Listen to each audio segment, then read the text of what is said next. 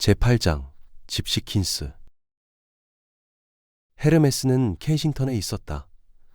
회원제로 운영되는 고급 레스토랑이었는데 흰색 2층 벽체에 붉은 기와를 얹은 남프랑스풍의 아름다운 건물 앞은 고운 잔디로 단장된 널따란 정원이었다. 정원엔 4그루의 야자수가 서 있었다. 케빈과 우 형사가 들어섰을 때 잔디 위에서 거닐던 공작 2마리가 우아한 자태로 다가와 그들을 멀뚱히 올려다보았다. 저리 꺼져, 이 녀석들아. 케빈이 공작에게 주먹질을 했다. 공작이 이상한 울음소리를 내며 불이 나게 도망치는 모습이 우스꽝스러웠다. 로버트는 케빈이 이멜다에게 당한 분풀이를 엉뚱한데 해대는 것처럼 여겨져 웃음이 나왔다. 때마침 저녁 시간이어서 식당 안은 손님들로 가득했다. 세련된 유니폼을 입은 종업원들이 분주히 오가는 모습도 보였다. 두 사람이 들어갔을 때 지배인으로 보이는 검은 정장 차림의 남자가 공손한 태도로 다가왔다. 예약하셨습니까? 케빈이 대답 대신 신분증을 꺼내 보이며 물었다. 앤디라는 웨이터가 누굽니까? 아, 앤디요? 잠깐만 기다리십시오. 지배인이 두리번거리더니 빨간 조끼 차림에 나비 넥타이를 메고 분주히 서빙을 하고 있던 젊은이를 불렀다. 그가 다가왔다. 짧은 금발에 키가 후리후리한 20대 초반의 젊은이였다. 케빈이 물었다. 로이 헵번이 여기 멤버십 회원인가? 그렇습니다만 최근에 온 게 언제였나? 이틀 전에 오셨더랬습니다. 혼자 왔나? 아니면 누구와 같이 왔나? 여자분과 함께 오셨죠. 어떤 여잔가? 이멜다 베이시 양이었습니다. 앤디는 별로 망설이거나 생각하는 기색도 없이 응답했다. 너무도 즉각적인 대꾸여서 우 형사는 도리어 의심이 들었다. 혹시 그들이 도착하기 전에 로이가 미리 전화를 걸어 입을 맞춘 것이나 아닐까? 자네 말이야. 어떻게 동행한 여자 이름까지 일일이 기억하지? 제가 로이 씨 담당이거든요. 자네 담당 손님은 데이트 상대 여성 이름까지 기억해두나? 그럼요.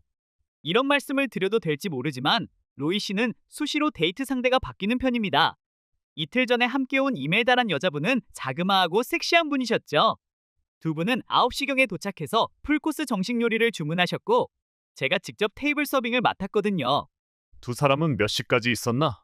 풀코스 식사만 어림잡아 2시간 걸리는데 식사 후엔 저쪽에 딸린 플로어로 자리를 옮기셨습니다. 매주 금요일 자정부터 새벽 2시까지 저희 식당에서는 스페셜 무대가 열리거든요. 두 분은 그날 공연이 끝날 때까지 계시다 떠나셨습니다. 그럼 새벽 2시까지 여기 있었단 말이로군? 그렇습니다. 공연이 끝나고 떠나실 땐 보관함에서 여자분 코트를 가져다 드리고 제가 배웅했죠. 그때였다. 홀 한쪽 편에서 요란한 박수가 들려왔다. 그리고 중세풍의 집시 복장을 한 4인조 악단이 무대에 등장해 손님을 향해 인사를 하는 모습이 보였다. 그 앞엔 치렁치렁한 치마에 검은 머리의 여인이 환상적인 스포트라이트를 온몸으로 받으며 서 있었다. 실내의 조명은 약간 어둡게 바뀌었다. 빠르게 튕겨대는 플라멩코 기타 연주를 들으며 로버트가 물었다. 저 사람들 집시인가? 그렇습니다. 집시킨스라는 그룹입니다. 이 식당 전속인가? 계약직인데 이달 말까지 공연하기로 했죠. 상당히 솜씨가 뛰어나서 손님들에게 인기가 굉장합니다. 플라멩코 기타 연주의 뒤를 이어 만돌린과 캐스터네츠의 엇박자가 뒤따랐다. 정열과 기교가 넘치는 음악이었다. 플로어의 아름다운 집시 여인이 화려한 카덴차풍의 음악에 맞추어 춤을 추기 시작했다. 두 팔을 들어올리고 약간 흐느적거리는 듯한 매우 고혹적인 몸놀림이었다. 기타 연주자는 길게 울려 퍼지는 메아리 같은 창법으로 노래를 불러댔다.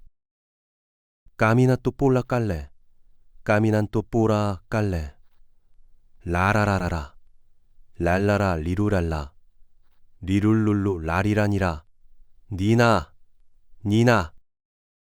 경쾌하고 빠른 곡조이면서도 어딘지 모르게 음울함이 배어있는 노래였다.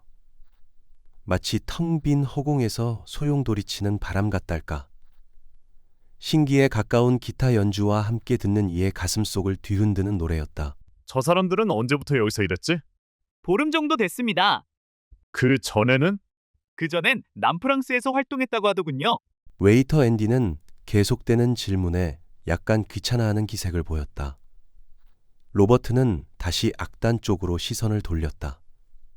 그때 시아의 집시 의상을 입은 늙은 노파 한 사람이 테이블 사이를 지나는 모습이 보였다. 집시 노파는 손님의 테이블에 앉더니 소매 속에서 카드 한 벌을 꺼냈다. 그리고 손님과 뭐라고 대화를 나누며 손에 들고 있는 카드를 한 장씩 테이블 위에 놓는 것이었다. 그 모습을 지켜보다 다시 우 형사가 물었다. 저 노파는 누구지? 아, 카르멜라 할머니 말이군요. 집시 카드점을 쳐주는 겁니다. 집시 카드점을 쳐준다고? 타로 카드점 말인가? 맞아요. 타로 카드. 귀부인들이 아주 좋아한답니다.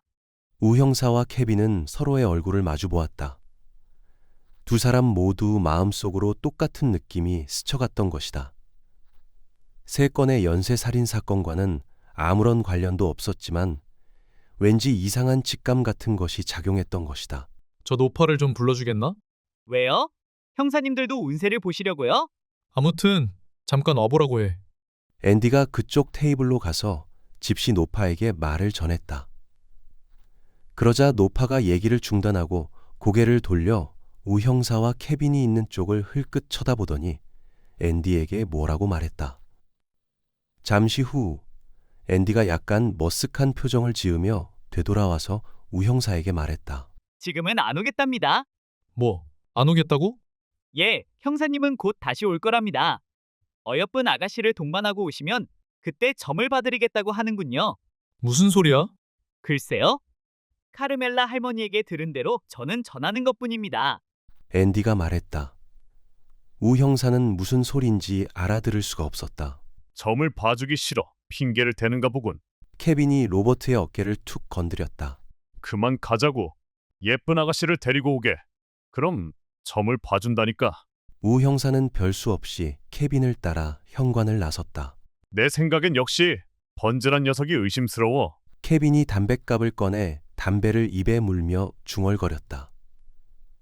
아무튼 로이 헵번의 알리바이는 확인된 셈이었다. 용의선상에서 로이 헵번과 에드워드 던컨이 떨어져 나감으로써 결과적으로 레인 번지에 대한 혐의가 그만큼 짙어진 셈이었다. 최초의 사건이 발생한 지 열흘이 지난 10월 9일까지도 이 사건은 거의 진척되지 못했다는 말이 옳을 것이다. 그 사이 피살당한 세 구의 시체는 부검을 마쳤고 주변 인물에 대한 조사도 어느 정도 진행됐지만 이렇다 할 단서조차 발견되지 않은 상태에서 무의미한 시간이 흘러가고 있을 뿐이었다. 피살된 3명의 여성은 외면적으로는 한 가지 점에서 분명한 공통점을 지니고 있었다. 세 사람 모두 금발이라는 점이었다. 그러나 이것을 제외하고는 이 세 사람을 연관지을 만한 어떤 유사점도 찾아볼 수 없었다. 첫 번째 피살자인 사라 벨은 거리에서 남성들을 유혹해 그날그날 먹고 사는 매춘부였다.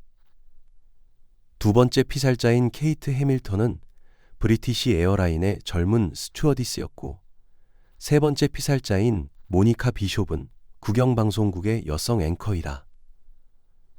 이들은 자신들의 직업만큼이나 천차만별인 세계에서 살아왔고 따라서 이들이 생애의 어느 지점에서 서로 알았거나 마주쳤을 가능성은 없었던 것으로 쉽사리 추측해 볼 수 있었다.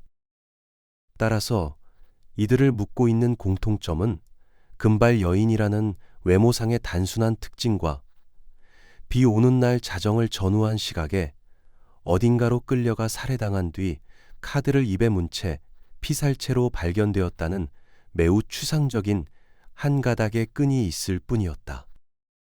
서로 관련이 없는 3명의 피살자가 발생한 살인 사건의 범인을 찾는 것은 마치 각기 다른 3편의 영화를 관람하고 거기서 하나의 공통된 주제를 찾아내려는 시도만큼이나 곤란하고 힘겹기까지 한 일이었다. 도대체 타로 카드 살인범은 누구일까? 어째서 여인을 죽인 뒤에 입속에 타로 카드를 집어넣는 것일까? 이 해괴하고 엽기적인 행위에는 어떤 동기가 숨어 있을까? 도무지 실마리를 찾을 수 없는 난해한 퍼즐과도 같았다. 이렇게 수사가 장기화될 조짐을 보이자 신문들은 앞을 다퉈가며 경찰의 무능을 매섭게 질타하는 사설을 게재하고 있었다. 경찰은 도대체 뭘 하고 있는 건가? 벌써 한 주 사이에 3명의 선량한 여인이 피살당했다. 그것도 아주 잔혹하고 끔찍한 방법으로. 그런데도 경찰은 아직 이렇다 할 단서조차 못 잡고 있다. 도대체 런던 시내를 공포에 떨게 하는 이 악랄한 타로카드 연쇄살인범을 왜 못 잡는 것일까? 여기서 우리는 몇 가지 문제점을 지적해 볼 수 있다.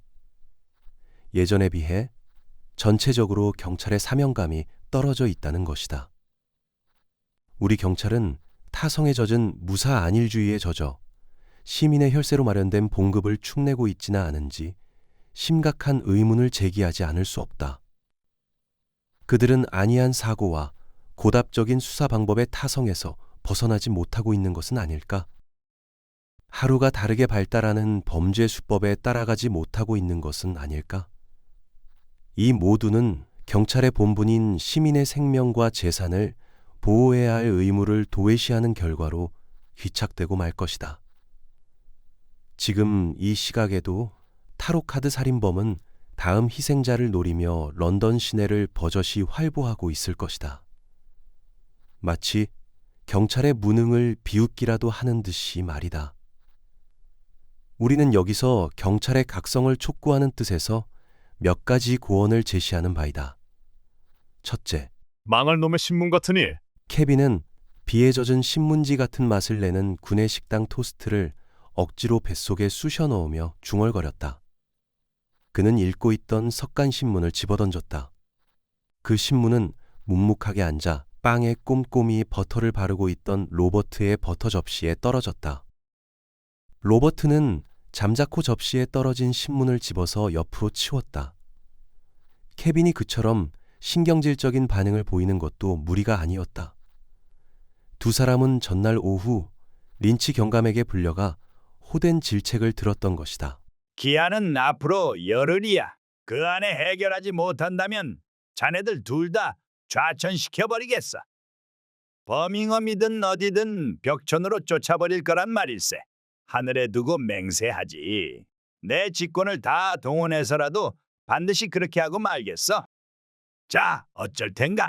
범인을 잡아서 멋지게 승진하고 스코틀랜드 야드의 영웅이 될 텐가? 아니면 무능한 경찰로 낙인 찍혀 시골 촌구석에서 좀도둑이나 잡으며 세월을 보낼 텐가? 린치 경감 또한 자신이 청장에게 당한 질책을 이런 식으로 부하들에게 퍼부었던 것이다. 로버트는 버터 바른 빵을 한 입 베어 물며 창 밖으로 무심한 눈길을 던졌다. 이제 유럽에는 서서히 겨울이 가까워오고 있었다. 구내식당 창 밖으로 출근하는 형사들의 모습이 보였다. 모두들 두터운 버버리 코트에 고개를 푹 묻은 채 종종 걸음을 재촉하고 있는 것이 한결 을씨년스러운 정취를 자극했다. 또 호출이군. 그때 케빈이 허리춤에 달고 있는 무선 호출기 액정판을 들여다보며 투덜거렸다. 로버트, 경감이 부르는데 가보자고. 케빈이 짜증난다는 듯 에스프레소를 한 입에 털어놓고 일어섰다. 로버트도 정성껏 버터를 발라 이제 겨우 한 입 베어문 빵을 그대로 접시에 놓아둔 채 자리에서 일어섰다. 제구장, 사보이 호텔 704호. 당신 정말 나를 출세시켜 줄 수 있어요? 왜 내 말을 못 믿는 거야? 내가 누군 줄 몰라? 알아요. 하지만 그저 재미만 보고 입 싹 닦을까봐 걱정돼서 하는 말이에요. 그런 걱정 집어치우고 어서 옷이나 벗어. 알았어요. 메리 스미스는 들고 있던 핸드백을 내려놓았다. 그리고 손을 등 뒤로 돌려 입고 있던 원피스의 후크를 열었다. 그녀의 주황색 원피스는 몸에 찰싹 달라붙는 것이었다. 그녀는 마치 뱀이 허물을 벗는 것처럼 이리저리 엉덩이를 뒤틀어 가까스로 원피스를 벗었다. 보지 마세요. 부끄러워요. 메리가 브래지어를 벗으며 말했다. 그녀의 젖가슴은 아주 크고 풍만했다. 레인 번즈는 술병을 쥔 채 탐욕스런 눈길로 바라보며 입가에 미소를 떠올렸다. 보지 마세요. 부끄러워요라고? 이 계집은 남자 앞에서 옷을 벗을 때마다 보지 마세요. 부끄러워요라는 말을 했을 게 틀림없어. 그는 웃으며 생각했다. 사실상 메리는 브래지어를 훌렁 벗어던지면서도 조금도 부끄러워하는 것 같지 않았다. 레인 번즈는 방금 술을 상당히 마신 상태로 그녀와 함께 이곳 사보이 호텔 704호실로 들어왔다. 메리 역시 취한 상태였다. 그녀는 26세로 BBC 방송국의 풋내기 아나운서였다. 모니카 비숍이 피살된 후 비어있는 저녁 뉴스 앵커 자리를 노리는 수많은 암갱이들 중에 하나였다. 모니카의 자리는 당분간 남자 앵커가 대신하고 있었지만 임시적인 것이었다. 따라서 방송국 내의 여자 아나운서들의 경쟁은 피를 튀길 만큼 잠옷 치열했다. 메리가 담배를 꺼내 물며 물었다. 위에선 무슨 얘기들을 해요? 누가 모니카 뒤를 이을 건지 아직 결정되지 않았나요? 아직 결정 못했어. 물망에 오른 건 누구누구죠? 조너선, 레베카, 아일린, 그리고 당신이야. 당신 생각은 어때요? 그 애들보다 내가 낫지 않아요? 내 생각도 그래. 국장한테 나를 추천해 주실 거죠? 물론이지. 레인 번즈는 다시 술을 한 모금 마셨다. 그리고 차근차근 그녀의 몸매를 뜯어보았다. 머리 위에 걸린 전등 불빛이 그녀의 농익은 육체를 더욱 빛내주고 있었다. 이제 그녀는 얇은 흰색 팬티 이외에는 아무것도 몸에 걸치고 있지 않았다. 그것은 사타구니 사이에 손바닥만한 부위를 가릴 뿐인 아주 조그맣고 앙증맞은 헝겊 조각이었다. 겉보기보다도 훨씬 풍만한 몸매였다. 이거야말로 진짜 성숙한 여자의 육체로군. 남자의 마음을 어지럽히는 완전히 성숙한 육체야. 그는 기대감 때문에 후끈 몸이 달아올랐다. 벌써부터 아랫도리가 충만해지는 감각을 느꼈다. 저 몸뚱이 속으로 진입해 들어간다는 생각만으로도 금방 아찔한 황홀감이 엄습했던 것이다. 그런 감정을 한층 자극하듯 메리가 살랑살랑 엉덩이를 흔들며 자신의 몸매를 한껏 과시했다. 내 몸매 괜찮지요? 멋지군. 그런 말 많이 들었어요. 역시 부끄럽다는 말은 빈말이었다. 그녀는 부끄러움 따위는 조금도 느끼지 않는 눈치였다. 팬티를 벗는 것도 능숙해서 마치 물 흐르듯 우아한 동작으로 얇은 팬티를 벗어던졌다. 그러더니 담뱃불을 붙여 입에 물고 그녀는 침대로 걸어가 훌렁 몸을 눕혔다. 침대 역시 늘상 이런 일엔 익숙하다는 듯 출렁이면서 그녀의 몸을 가볍게 받아 안았다. 구경만 할 셈이에요? 메리가 한 손에 담배를 들고 다른 한 손으로는 까만 음모로 뒤덮인 부위를 문지르며 유혹해왔다. 레인 번즈는 술병을 내려놓고 성급히 허리띠를 풀었다. 지퍼를 내린 다음 바지를 훌렁 벗어 던졌다. 그리고 푹신푹신한 침대에 놓여있는 탐스러운 먹이를 향해 몸을 던졌다. 당신 정말 나 출세시켜 줄 거지요? 그런다고 했잖아. 정말이죠? 욕심만 채우고 입 싹 닦을 생각은 아니지요? 왜 이래? 속고만 살았나? 레인 번즈는 메리의 손에서 담배를 뺏어 재떨이에 놓았다. 그리고 그녀의 풍만한 몸뚱이를 끌어안으며 침대 위로 나뒹굴었다. 그는 메리의 젖가슴을 한참 동안 빨고 더듬다. 이번엔 허리를 잡아서 돌려 세웠다. 그리고 자신의 페니스에 침을 듬뿍 바른 다음 그녀의 엉덩이에 두 손을 대고 항문을 힘껏 벌렸다. 페니스를 집어넣자 그녀는 소스라칠 듯 놀라며 몸을 뿌리쳤다. 번즈는 그녀의 허리를 꽉 잡아 벗어나지 못하게 했다. 왜 이래요? 당신 잘못 넣었다고요? 거기가 아니에요. 제대로 넣은 거야. 당신 이제 보니 변태군요. 아파요. 아파 죽겠단 말이에요. 잠자코 있지 못하겠어? 번즈는 애널 섹스를 시작했다. 메리는 처음엔 약간 저항하는 듯 했으나 이내 태도를 바꾸어 그의 요구에 따랐다. 원하는 것을 얻기 위해 그 정도 수모쯤은 충분히 감수하겠다는 의지의 표시였다. 그녀는 입술을 깨물었다. 저녁 뉴스의 앵커 자리를 얻기 위해서라면 무슨 일이라도 하겠다는 것이 그녀의 각오였다. 결정권을 가진 자들을 차례로 만나서 육체를 미끼로 설득할 작정이었다. 레인 번즈는 바로 그 첫 번째 상대였다. 10분 후 레인 번즈는 숨을 깊게 몰아쉬며 메리의 몸에서 떨어졌다. 그는 침대에 엎드린 채 숨을 헐떡이고 있는 메리를 두고 손가방을 집어들고 욕실로 들어갔다. 그리고 욕실에서 거울 앞에 섰다. 술과 격렬한 섹스로 인해 벌겋게 상기된 얼굴이 비쳤다.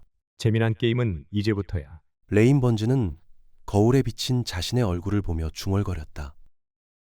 그는 들고 있던 손가방을 열고 그 안에 든 물건들을 세면대 위에 쏟아냈다. 예리한 칼과 두꺼운 면 테이프, 흰 가루가 든 조그만 비닐봉지, 그리고 타로 카드 한 벌이 나왔다. 그것을 집어드는 그의 가슴은 두근거렸다. 그는 우선 비닐봉지를 열었다. 그 안에 든 흰 가루를 손바닥에 쏟아 그것을 콧구멍에 대고 깊이 들이켰다. 그는 같은 식으로 몇 번이나 마약을 흡입했다. 이제 손바닥엔 약간의 가루 흔적만이 남아 있었다. 레인 번즈는 손바닥에 묻은 가루를 털어버리고 나서 칼과 테이프를 든 채로 욕실에서 나왔다. 여전히 메리는 침대에 엎드린 채 가쁜 숨을 고르고 있는 중이었다. 그러다 그가 나오는 기척을 듣고 생긋이 웃는 얼굴로 고개를 돌렸다. 이내 그녀의 눈동자가 커진 것은 물론이다. 그녀는 번즈가 손에 번쩍이는 칼을 쥐고 있는 것을 보고 놀라서 소리쳤다. 그 칼 뭐예요? 왜 칼을 가지고 그래요? 시끄러워. 얌전히 굴어. 번즈는 뺨을 세차게 후려쳤다. 그리고 메리를 침대에 거칠게 밀어뜨린 뒤 몸뚱이를 깔아뭉개며 그 위에 올라탔다. 무슨 짓이죠? 당신 나를 죽일 작정이에요? 그녀는 시끄럽게 비명을 질러댔다. 그는 그녀를 계속 때렸고 그녀 역시 격렬히 몸부림치며 계속 비명을 질러댔다. 조용히 하라고. 그렇지 않으면 더 지독한 맛을 보게 될 테니까. 뭐든지 시키는 대로 다 할게요. 그러니까 제발 죽이지만 말아줘요. 번즈는 그녀의 두 손을 뒤로 돌려 손목에 접착 테이프를 붙였다. 그리고 입도 접착 테이프로 봉했다. 그 다음 도망치지 못하도록 발목까지 몇 겹이나 테이프를 돌려 감았다. 이제 그녀는 끈에 묶인 돼지처럼 꼼짝 못한 채 침대 위에 누워 있었다. 번지의 다음 행동을 지켜보는 눈빛은 공포에 질려 있었다. 번지는 술병을 집어들고 다시 꿀꺽꿀꺽 들이켰다. 그런 다음 남은 술을 메리의 머리 위에 쫙 쏟아버리고 욕실로 들어가 다시 헤로인 가루를 꺼내 콧구멍에 대고 깊이 들이마셨다. 그는 점점 더 스릴을 느꼈다. 다시 가방을 열고 그 속에 들어있는 타로 카드 한 벌을 끄집어냈다. 그는 카드들을 재빨리 펼쳐보며 마음에 드는 것 한 장을 골라냈다. 커다란 낫을 든 해골이 그려진 카드였다. 그 카드가 마음에 들었다. 그래.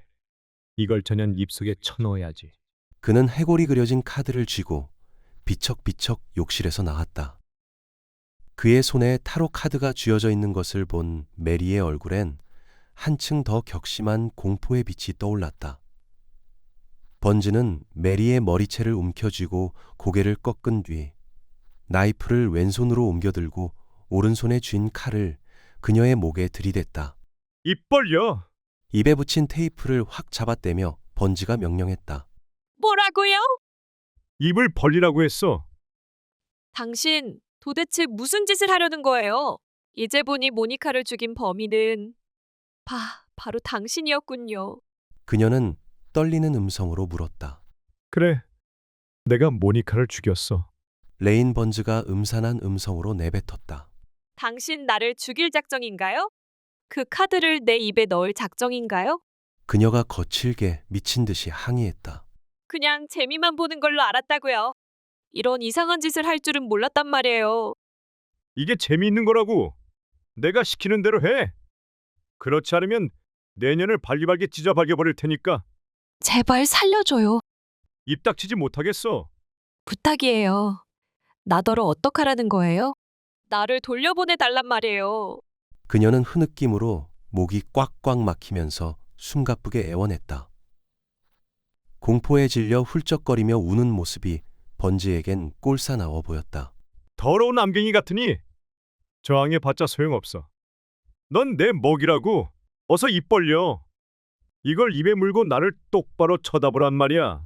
그는 메리의 입을 강제로 벌리고 카드를 쑤셔 넣으려고 했다. 순간 그녀의 이빨이 그의 손가락을 힘껏 깨물었다.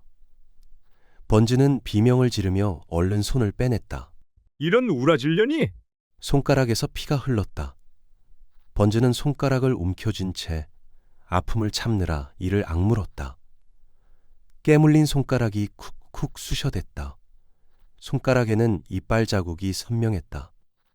그 사이 테이프를 찢어낸 메리는 두 손이 자유롭게 되자 재빨리 발목에 붙인 테이프도 뜯어내었다. 그 모습을 보고 번즈가 달려드는 순간 그녀는 히스테릭한 분노의 괴성을 내지르며 번즈에게 달려들어 손톱으로 그의 얼굴을 핥히었다. 아이쿠.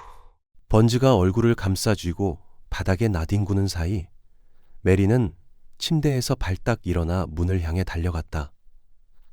그녀는 문을 쿵쿵 두드리며 필사적으로 손잡이를 돌리려고 했다. 번즈가 일어섰다. 단숨에 달려가서 머리채를 잡으려고 손을 뻗었을 때 문이 왈칵 열리면서 메리는 밖으로 쏜살같이 뛰어나갔다. 사람 살려! 누구 없어요. 사람 살려요. 메리는 알몸으로 복도를 달려가며 세상이 떠나가라 소리를 질러댔다. 번즈 역시 미친 듯이 그녀를 잡으려고 쫓아갔다. 메리는 마구 비명을 질러댔고 번즈는 페니스를 덜렁덜렁거리며 악착같이 쫓아갔다. 그는 마약에 취해 자신이 아랫도리를 입지 않고 있다는 사실도 까맣게 잊은 채였다. 이 망할 계집!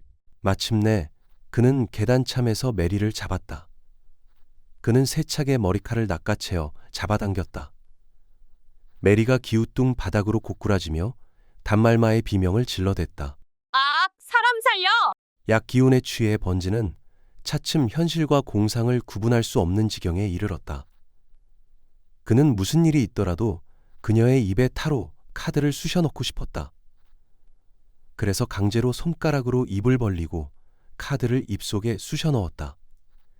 그녀는 더욱 악에 받쳐 소리를 지르고 온몸을 비틀어대며 필사적으로 저항했다. 마침 그때 룸서비스를 하려고 엘리베이터에서 내리던 호텔 종업원이 이 장면을 목격했다. 그는 처음엔 단순한 남녀의 승강이인 줄로만 알았다.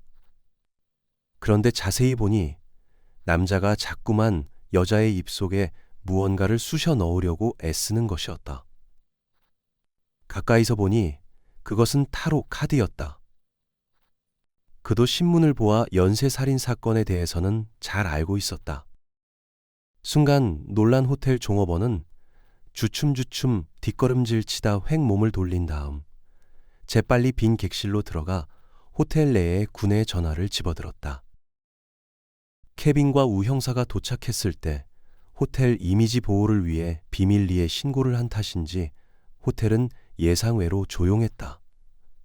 지배인이 재빨리 뛰어나와 그들을 맞이했다. 두 사람은 지배인에게서 상황 설명을 들으며 엘리베이터에 올라탔다.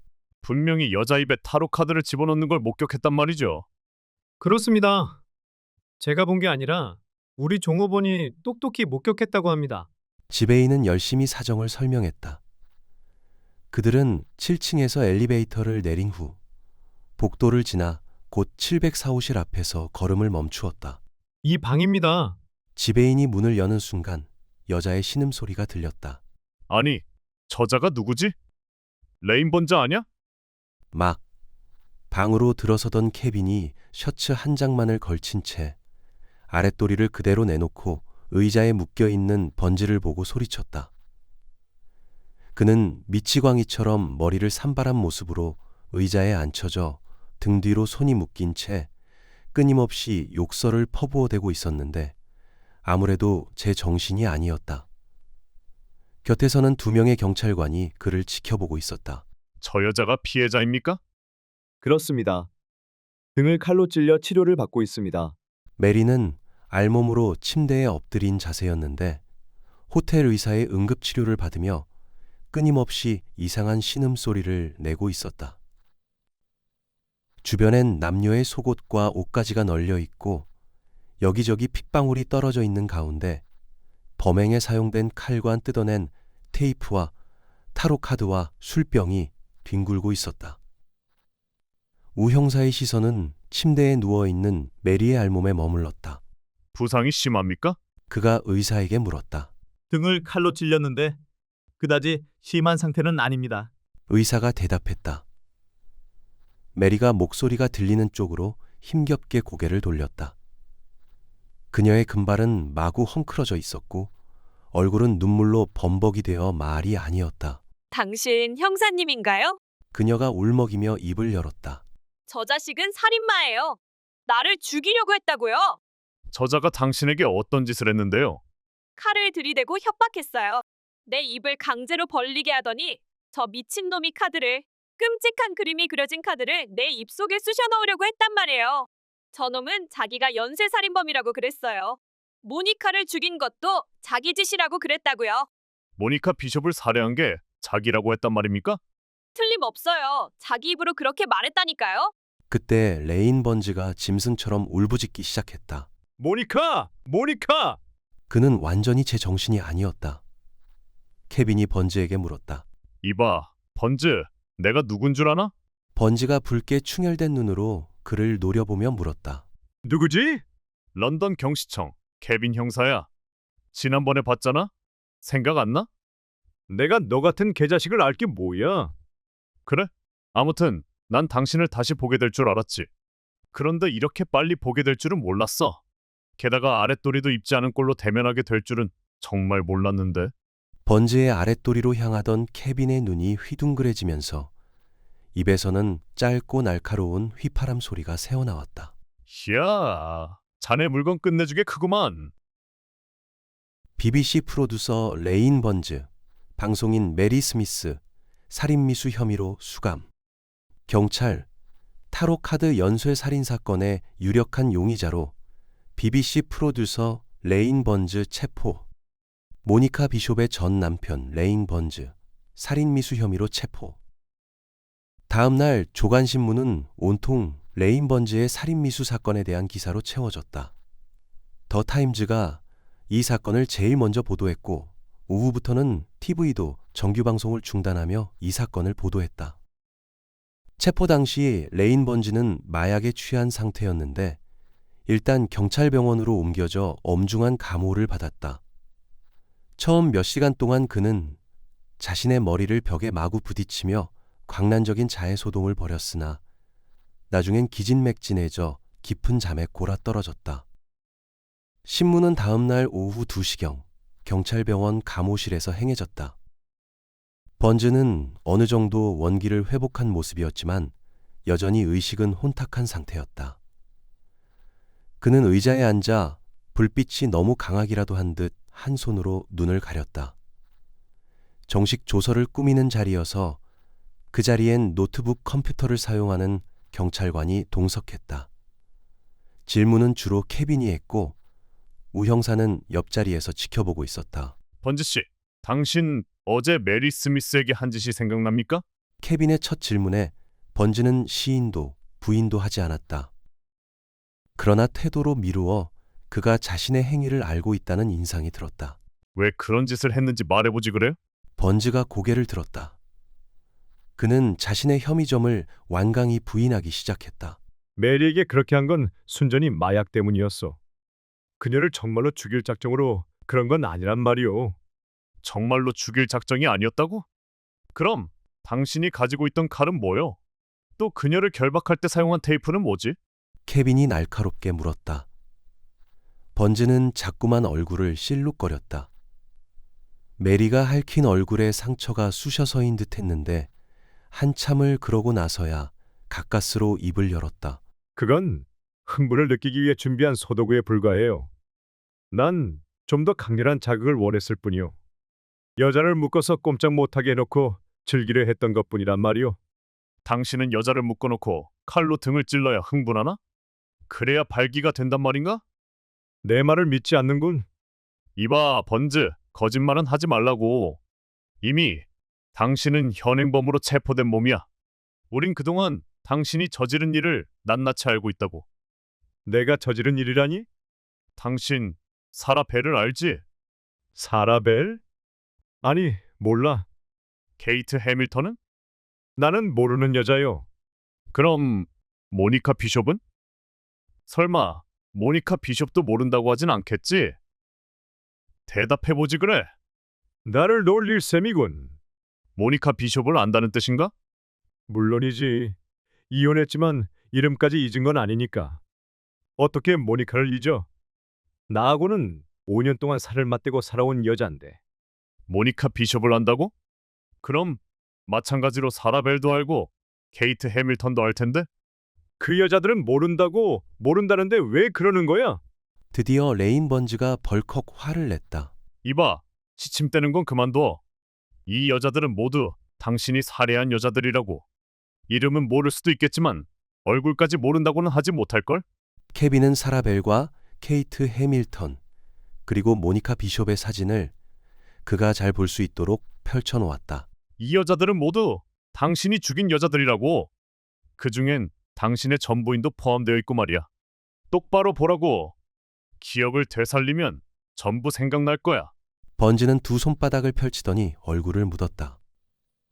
거친 숨소리가 들렸다. 당신들 나를 연쇄살인범으로 올가넣을 작정이로군. 난 아니야. 내가 죽인 게 아니라고. 그럼 메리 스미스의 입속에 타로 카드를 쑤셔넣은 이유가 뭔지 말해주겠어? 케빈의 냉혹한 질문에 번즈는 순간 말을 잊었다. 역시 대답을 못하는군. 하긴 어떤 식으로도 변명할 방법이 없으니까 할 말이 없겠지. 그럼 다음 질문을 하지. 마약에 손을 댄 건 언제부터였나? 모니카와 헤어진 직후부터. 그게 언젠데? 반년쯤 됐어. 그전엔 하지 않았단 말인가? 하지 않았어. 마약을 하게 된 건 그녀와 이혼하고 나서 계속 얼굴을 마주치는 게 괴로웠기 때문이었어. 게다가 모니카에겐 끊임없이 스캔들이 따라다녔고 그때마다 난 질투를 견딜 수가 없었지. 그래서 손을 댄 거요. 메리 스미스는 어떻게 알게 됐어? 같은 방송국에 근무하는 여자요. 처음 만난 게 언젠데? 한두 달 되었을까? 그녀는 출세를 위해 몸부림치는 여자요. 모니카의 뒤를 이어 저녁 뉴스 앵커가 되려고 바짝 몸이 달아 있었지. 결정은 윗사람들이 하지만 내 의견도 참작되니까 나한테 접근했던 것이고 몸을 주겠다고 접근해오는 걸 마다할 이유는 없잖소. 그래서 만났고 간간히 즐겼어. 그게 전부요. 당신은 같은 방송국에 근무하는 여자는 누구나 침대로 데려갈 수 있나? 아무렴 당신 같은 경찰보다야 수월하지 않겠소? 케빈의 신문에 지지 않고 레인 번즈 역시 빈정거렸다. 이봐, 번즈. 우리가 그 말을 사실 그대로 받아들일 것 같나? 당신은 평소에 알코올 중독자였어. 게다가 아내였던 모니카에게 증오감을 품고 있었지. 그래서 당신은 술에 만취한 상태에서 아내에게 품은 증오심 때문에 사라 벨이란 창녀를 죽이게 된 거야. 한번 맛을 들인 뒤엔 또 케이트 해밀턴을 죽였고 말이야. 그러다 끝내는 진짜 목표인 모니카까지도 없애고 말았지. 그런데 이젠 여자를 죽이는 일이 아주 습관이 되어버렸단 말이야. 그래서 살인 충동을 가누지 못해 메리 스미스까지 죽이려 했던 거야. 그렇지 않나? 케빈은 평소 용의자에게 하는 습관대로 번즈에게도 얼굴을 바짝 들이대고 으르렁거렸다. 그러자 번즈가 그의 얼굴에 퇴 침을 뱉었다. 이런 개자식이! 케빈이 벌떡 자리에서 일어섰다. 로버트가 재빨리 그를 막아서지 않았더라면 그는 그 쇠뭉치 같은 주먹으로 번지의 얼굴을 사정없이 두들겨 팻을 터였다. 그는 분노를 참느라 시근덕거리며 당장 때려 죽일 것처럼 번지를 노려보았다. 그러더니 주머니에서 손수건을 꺼내 얼굴에 침을 닦으면서 치미는 분노를 억제했다. 이봐 번즈, 난 처음부터 내 놈 짓인 줄 알았어. 잡았대도 소용없다고. 내 손으로 반드시 내 놈을 전기의자에 앉히고 말 테니까. 케빈이 얼굴을 씻기 위해 밖으로 나가고 난 후 이번에는 로버트가 케빈이 앉았던 자리에 앉았다. 담배를 꺼내 번지에게 권했지만 그는 거절했다. 다른 질문은 접어두고 한 가지만 묻겠소. 어째서 메리의 입에 타로 카드를 넣으려고 했던 거죠? 그자를 흉내내고 싶어서. 그자라면 타로 카드 살인범을 말하는 겁니까? 그렇소. 왜 그자를 흉내내고 싶었던 겁니까? 번지는 다시 또 입을 다물었다. 방 안엔 한동안 무거운 침묵이 흘렀다. 한참 후에야 번지는 입을 열었다. 나는 모니카를 죽이고 싶었어. 그런데 누군가 다른 놈이 내 대신 내가 하고 싶은 짓을 해버렸지. 나는 그자의 기분이 어떨까 궁금했어. 그래서 그 기분을 만끽하고 싶었고, 물론 이런 생각이 옳지 않다는 걸 알았지만 자꾸만 그 흉내를 내보고 싶다는 마음으로 휘몰려 들어갔던 것이요. 왜냐하면 모니카가 참혹한 모습으로 피살됐다는 소식을 들었을 때 나는 그리움과 가련함에 눈물을 흘렸더랬소만 차츰차츰 내가 그녀를 똑같은 방법으로 죽이는 장면을 자꾸만 상상하게 됐던 거요. 나는 그런 유혹과 필사적으로 싸웠지만 욕망을 억제하기가 어려웠어. 그래서 결국 모니카의 역을 연기할 대상을 궁리했는데 마침 거기에 안성맞춤인 상대가 떠올랐어. 그녀가 바로 메리요. 나는 술을 엄청나게 마시고 그 여자를 불러냈던 거라. 단순히 흉내를 내볼 작정이었다는 겁니까? 그렇소. 정말 죽일 생각은 없었어. 레인 번지의 눈에 눈물이 고이며 입술이 파르르 떨렸다. 맹세코 말하지만 정말 죽일 생각은 없었어. 게다가 타로 카드 살인범의 소행은 절대 내 짓이 아니란 말이요. 번지는 말을 마친 후 눈을 감고 숨을 골랐다. 긴장으로 굳어진 그의 뺨이 실룩실룩 경련하고 있었다. 화이트채플은 러시아에서 쫓겨온 유태인들이 많이 살던 런던 동부의 빈민가였다. 1888년 런던 탑에서 가까운 이 지역에서는 8월 31일부터 11월 8일까지 70일에 걸쳐 5명의 여자가 참혹한 방식으로 살해된 연쇄살인 사건이 발생했다. 최초의 희생자는 메리앤 니콜스라는 매춘부였다. 그녀는 8월 31일 금요일 오후 2시가 조금 넘어서 한 손님을 유인했는데 박스라는 거리에 왔을 때 범인은 그녀의 입을 손으로 틀어막았다. 이어 칼을 목에 대고 목젖을 찌른 다음 그녀가 땅에 쓰러지자 힘껏 목을 잘랐다. 그리고 배 부위를 몇 군데나 일직선으로 깊이 내리긋고 나서는 어디론가 사라졌다. 두 번째 살인은 일주일 후인 9월 6일 새벽 2시에 발생했다. 희생자는 애니 체프먼이라는 47세의 매춘부였다. 그녀는 방세를 치를 돈이 없어 싸구려 여관에서 쫓겨나 손님을 유인하려고 헤매던 중에 27번가의 뒤뜰에서 범인을 만났다. 그곳은 첫 번째 살인이 자행된 장소에서 그다지 떨어지지 않은 장소였다. 범인은 그녀의 머리 부분을 완전히 잘라내고 목뼈까지 자르다가 목이 거의 떨어지게 되었을 때 마음이 바뀌었는지 손수건으로 목뼈를 묶어 붙여 놓았다. 그리고 시체에서 빼낸 2개의 구리 반지를 동전 몇 개와 함께 그녀의 발밑에 가지런히 놓아둔 채 사라졌다. 범행이 자행될 때 이웃집 남자가 변소에 가려고 뒤뜰로 나왔다가 여자의 제발, 제발 하는 소리와 다투는 소리를 들었지만 이 사람은 대수롭지 않게 넘겨버렸다. 세 번째와 네 번째 살인은 9월 30일 하룻밤 새에 일어난 일이었다. 세 번째 희생자는 키다리 리즈라고 알려진 매춘부로 번호가 40번지 뒷골목에서 시체로 발견되었는데 목에서는 아직도 따뜻한 피가 흐르고 있었다. 네 번째 희생자인 케이트의 시체는 그 지점에서 걸어서 몇 분 안에 갈 수 있는 마이터 광장에서 발견되었고 가장 처참하게 난도질당한 케이스였다. 그리고 마지막으로 12월 9일 다시 또 살인사건이 발생했다. 25세의 메리 켈리는 검은 머리가 치렁치렁하고 약간 뚱뚱해 보이는 건강한 젊은 여자로 이전의 피해자들에 비해 훨씬 예뻤다. 그녀는 비좁은 자기 방에서 팔다리가 절단된 시체로 발견되었는데 핏물은 벽에까지 튀어 있었다. 범인은 당시 임신 중이었던 메리 켈리를 인간이라고는 하기 어려운 꼴로 만들어 놓았을 뿐 아니라 배를 가르고 태아의 코와 귀까지 베어냈다. 신출기모라는 이 정체불명의 잔혹한 살인마에게 이후 잭 더 리퍼라는 별명이 붙여졌다. 더 리퍼는 찢어 죽이는 자라는 뜻. 형사들은 첫 범행 후부터 계속 그를 추적했으나 결정적인 성과를 올리지 못했고 칼잡이 잭은 단서를 거의 남기지 않은 채 화이트 채플에 들끓는 사람 물결 속으로 종적을 감추곤 했던 것이다. 범인은 과연 누구인가? 어떻게 사람의 눈에 띄지 않고 그처럼 짧은 시간에 그토록 참혹한 범행을 저지를 수가 있을까? 수백 명의 전문가들이 여러 가지로 추리를 해보았으나 아무도 수수께끼를 풀어내지 못했다. 모든 진실을 알고 있는 것은 오직 잭 더 리퍼 자신뿐이었다. 그러나 살인마 잭이 누구였건 그의 무시무시한 비밀은 영원히 어둠 속에 파묻혀버렸고 그의 잔인한 범죄는 범행 후 1세기가 지난 오늘날까지도 여전히 풀리지 않는 수수께끼로 남아있는 것이다.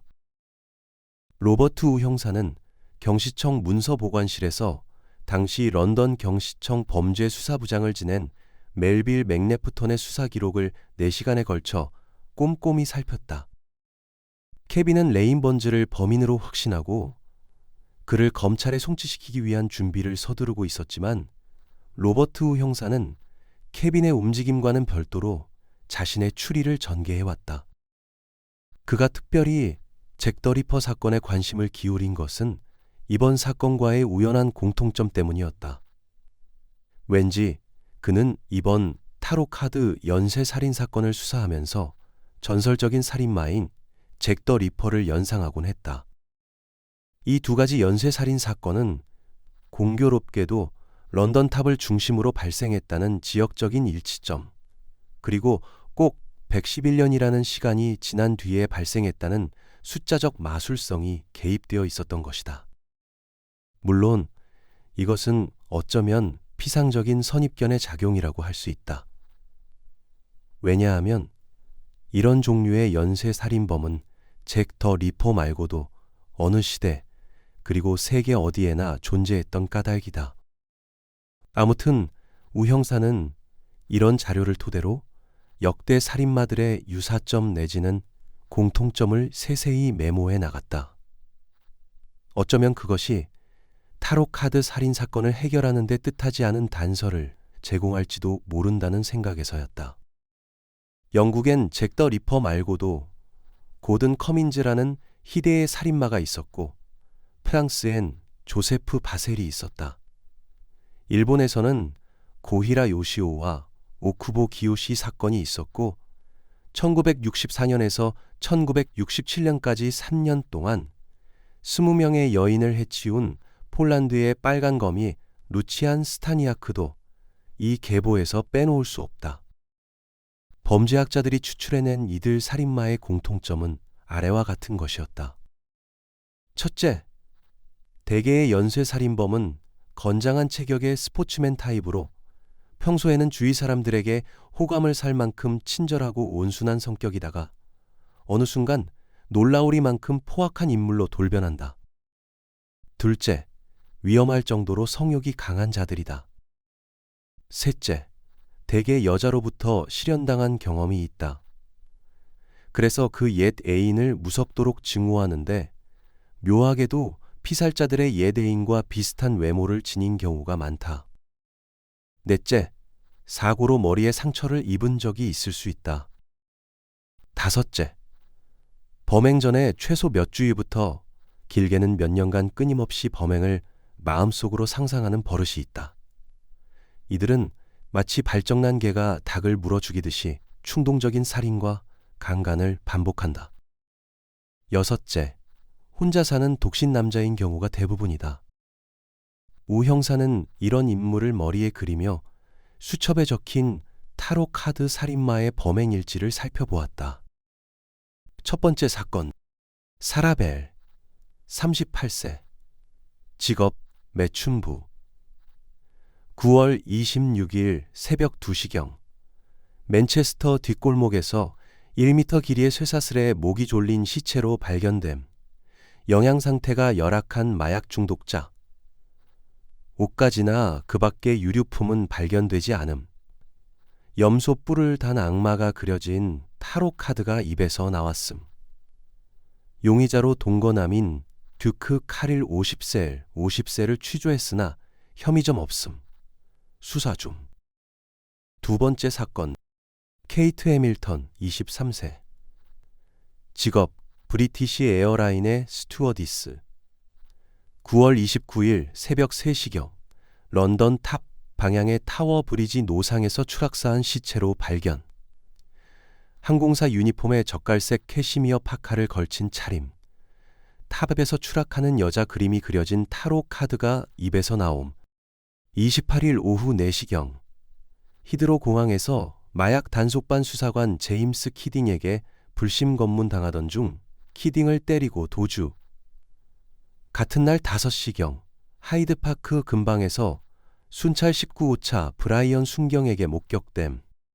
29일 정오경 몽캄 호텔 뒤편 골목길에서 그녀의 빨간색 도요타 승용차 발견. 차 트렁크엔 1kg가량의 헤로인이 실려 있었음. 수사 중. 세 번째 사건, 모니카 비숍 40세. 직업 BBC 방송국 앵커. 9월 27일 밤 10시 반경 방송국을 나간 후 실종됨. 28일 오후 4시경 템즈 강변 도로에서 그녀의 BMW 승용차 발견. 실종 이틀 후인 29일 정오경 화이트 클립 숲속에서 나무에 거꾸로 매달린 사체로 발견됨. 살해 시각은 대략 사체 발견 시점으로부터 24시간 전후로 추정됨. 예리한 흉기로 경동맥이 잘린 상태였고 교수목에 거꾸로 매달린 사람이 그려진 타로 카드가 입에서 나왔음. 용의자로 전 남편 레인 번즈와 현재 애인인 에드워드 던컨이 떠오름. 수사 중. 로버트 우 형사가 맥레프턴의 자료를 사서에게 반납하고 문서 보관실을 나온 것은 오후 6시경이었다. 사무실은 스코틀랜드 야드 건물 3층에 있었는데 사무실로 향하면서 그의 뇌리 속엔 한 가지 의문점이 맴돌았다. 잭 더 리퍼가 날뛰던 당시는 빅토리아 시대였다. 런던의 이스트엔드는 영국의 얼굴에 도단한 골문 상처와도 같아서 거리엔 악취가 풍기고 겹겹이 누추한 집들이 붐비고 있었고 밤이 되면 골목길 공터, 모퉁이들은 창문 밖으로 비치는 촛불이 미치지 못해 깜깜한 동굴이나 마찬가지였다. 게다가 오막살이 집 안에서는 북적거리는 식구들이 조금이라도 장소를 더 차지하려고 아우성이었으며 집 밖에서는 남자, 여자, 어린애 할 것 없이 거리에서 비참한 밥벌이에 혈안이 되어 있었기에 범죄가 횡행하던 시대였던 것이다. 남자들은 하루의 노동으로 벌어들인 품삯으로 진 한 병을 사가지고 곤드레가 되어 만사를 잇는 것이 유일한 위안이었고 여자들은 매춘 이외에는 달리 살아갈 길이 없었던 시대. 그리고 바로 이러한 가난과 비참의 도가니 속으로 살인마 잭이 발을 들여놓은 것이다.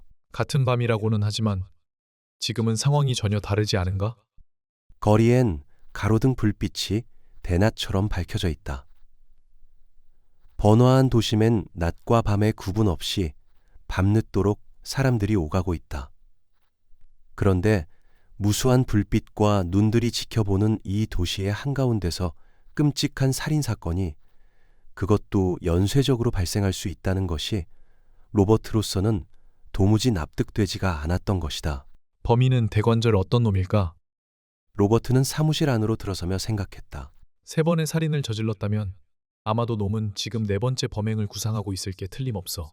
로버트가 들어섰을 때 사무실에서는 레인 번즈를 타로 카드 살인범이라고 확신하는 케빈이 열심히 조서를 작성하느라 컴퓨터 자판을 두드리고 있었다.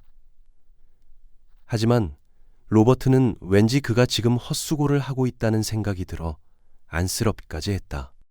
적어도 레인 번즈가 타로 카드 살인범은 아닐 거라는 나름대로의 직감이 그에겐 있었던 것이다.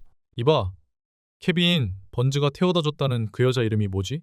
옆자리에 앉으며 로버트가 묻자 케빈이 키보드를 두드리던 손을 멈추고 힐끔 쳐다보았다.